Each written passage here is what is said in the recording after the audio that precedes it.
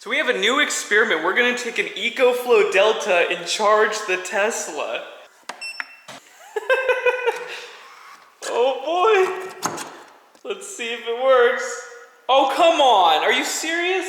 So it's unable to charge. There's inadequate outlet grounding. Try a different outlet. And as you guys know, the Ecoflow Delta doesn't have any grounding. What a bummer. I even saw on the website that you can charge a Tesla with the Ecoflow Delta, but going by what I just saw right now, it doesn't work. Actually, if I connect the neutral to the ground on the Ecoflow Delta, it might actually work. I just made my own extension cord and I took the ground and neutral and combined them. So check it out, guys, it's working.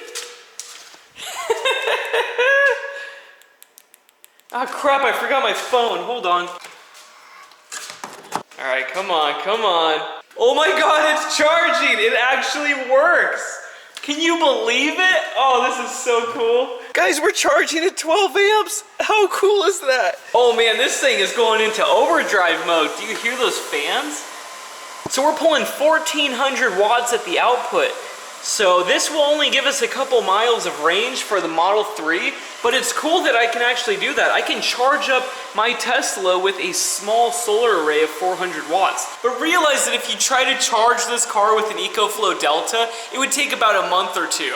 But keep in mind that this only gives you about 3 miles of range when the Ecoflow Delta is fully charged. So maybe if you have a charge station within 3 miles, but I don't think most people are gonna do that. And I don't think it's worth the weight of having this in your car. So I think that this is a bad idea.